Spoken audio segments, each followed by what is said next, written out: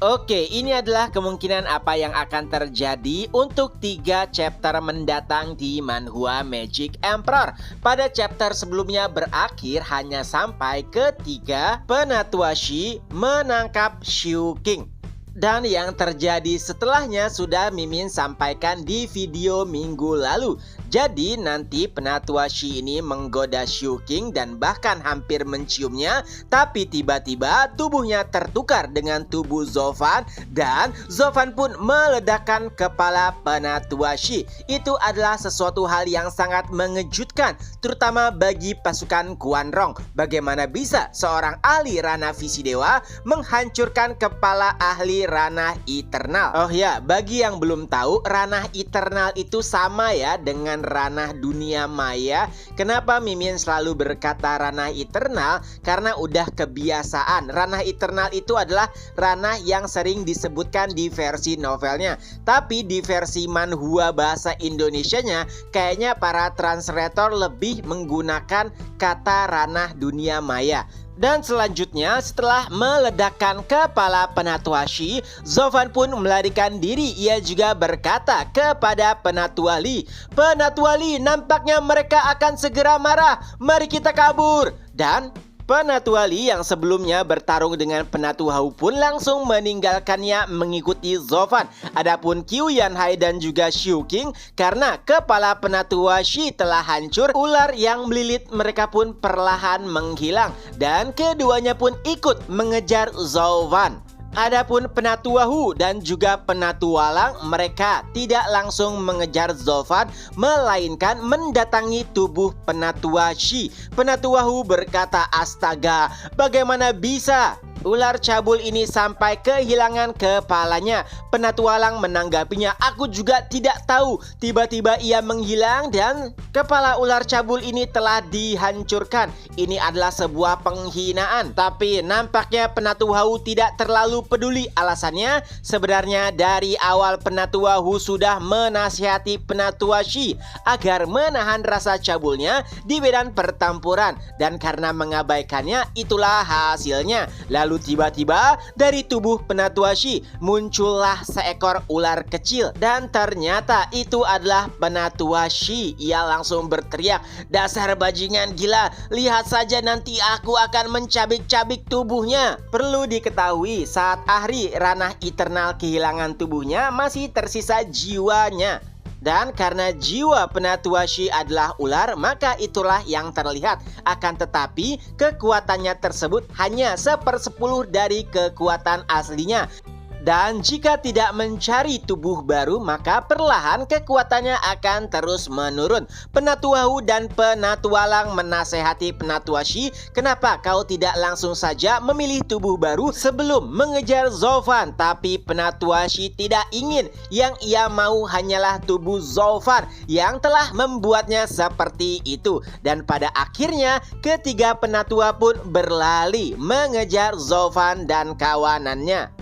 Di sisi lain, Tobatisan yang melihat hal tersebut pun bergumam, "Nampaknya para penatua lagi-lagi terkena jebakan Zofan. Tidak mungkin ia melarikan diri tanpa persiapan." Ada banyak perbincangan di antara Tobatisan dan juga para sipir serigala. Di antaranya, apakah benar-benar para penatua masuk ke dalam perangkat Zofan? Padahal jelas para penatua masih unggul dalam segi kekuatan. Lalu Tobatisan menjelaskan itu sudah pasti. Kita bahkan tidak pernah mengira jika kepala Penatua Shi bisa dihancurkan oleh Zofan. Lalu seseorang kembali bertanya, "Jadi apakah kita perlu membantu para penatua?" Tobatisan pun menjawab, "Tidak perlu, karena itulah rencana Zofan dari awal, yaitu melemahkan kekuatan dengan cara menjebak para penatua. Jadi fokus kita adalah untuk menyerang Wingate City, karena dari awal itulah tujuan kita." Dan setelahnya Tobatisan pun memerintahkan seluruh pasukan untuk bergerak maju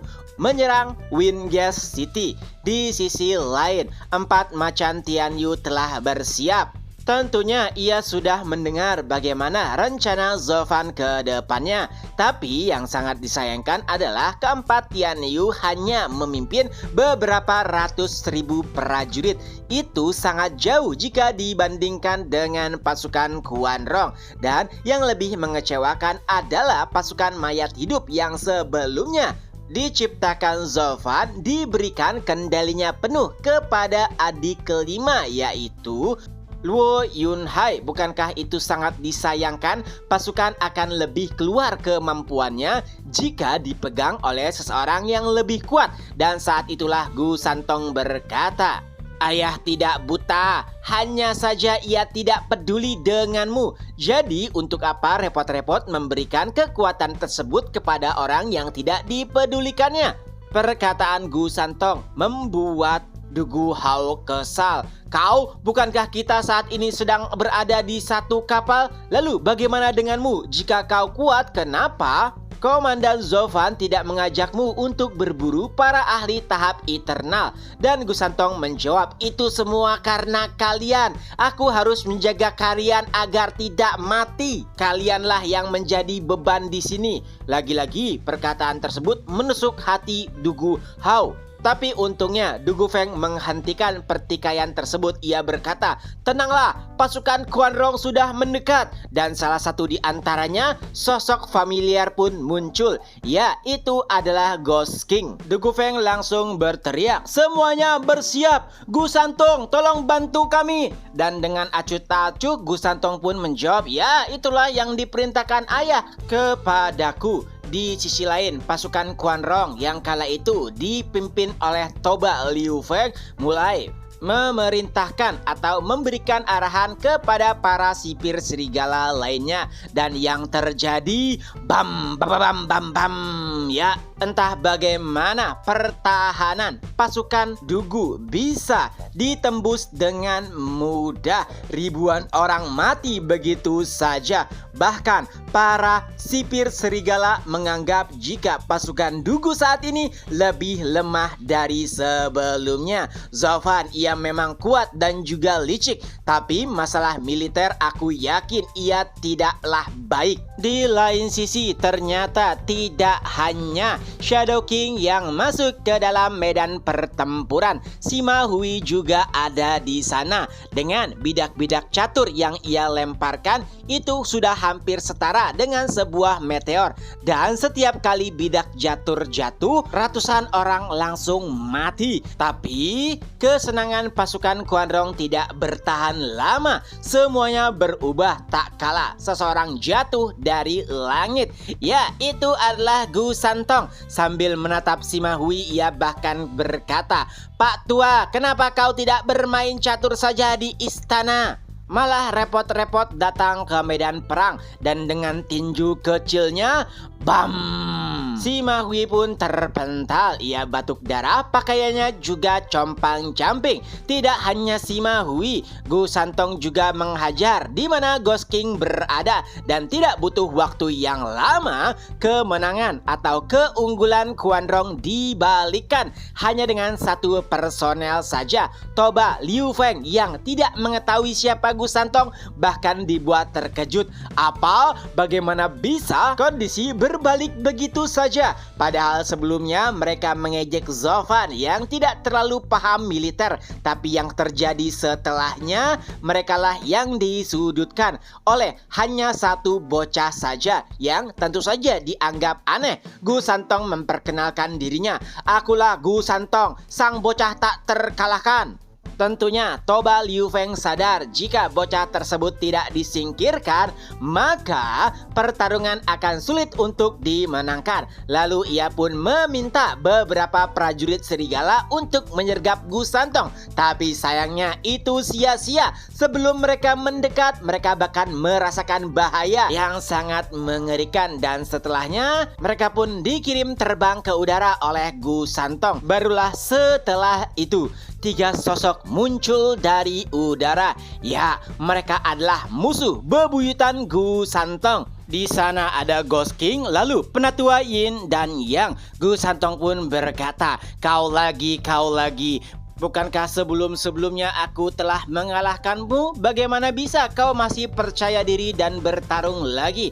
Tapi Ghost King kala itu sedikit percaya diri karena dua orang di belakangnya, yaitu Penatua Yin dan Yang. Ghost King berkata, Gu Santong, apakah kau kenal dengan dua teman lama ini? Mereka juga menyimpan dendam kepadamu. Tapi Gu Santong sama sekali tidak peduli. Lalu Ghost King pun menceritakan beberapa sejarah dari 300 tahun yang lalu saat pertempuran antara naga surgawi melawan Gu Santong. Tapi ternyata cerita tersebut sedikit mengusik kenangan dari Penatua Yin dan Yang. Alasannya karena keduanya melarikan diri tak kala Ghost King berhadapan dengan Gu Santong. Intinya sebenarnya hubungan ketiganya ini tidak terlalu baik karena pada pertempuran terakhir mereka yang seharusnya mereka bekerja sama, Penatua Yin dan Yang melarikan diri. Ya, walaupun keduanya berpikir jika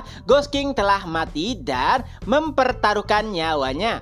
Jadi karena tidak memiliki kesempatan untuk menang, mereka melarikan diri saja walaupun harganya terlalu mahal. Mereka tidak bisa berkembang dan menerobos ke ranah eternal. Melihat perdebatan tersebut membuat Tuoba Liu Feng kesal. Apa yang dilakukan para bantuan dari Kekaisaran Tianyu? Bukannya membantu melawan musuh, mereka malah berdebat satu sama lain. Dan pada akhirnya Gu Santong pun mengingat mereka. Oh, jadi itu kalian. Aku kira kalian telah mati. Jadi ternyata selama ini kalian telah menipuku. Dasar pala bajingan. Lihat saja aku akan mengubur kalian. Tapi ternyata kali ini ketiganya telah bersiap. Penatua Yin dan Yang berkata kepada Ghost King untuk menahan amarahnya, dan kali ini mari bekerja sama dengan baik karena baik itu Penatua Yin dan Yang memiliki taktik jitu yang nampaknya bisa melumpuhkan Gu Santong. Pertarungan pun terjadi.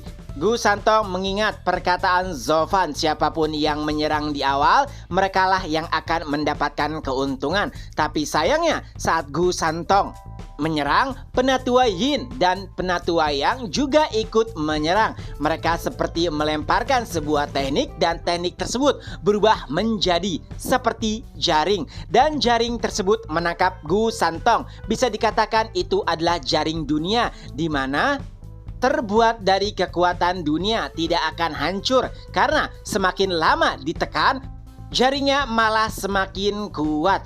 Gu Santong yang menyadari sulit untuk terlepas dari jaring tersebut pun akhirnya berubah ke bentuk aslinya, yaitu hewan suci Qilin muda. Dan chapter pun berakhir. Nah, itulah kelanjutan atau kemungkinan apa yang akan terjadi untuk manhwa Magic Emperor 3 chapter mendatang. Semoga terhibur. Ketemu lagi di next video. Bye-bye.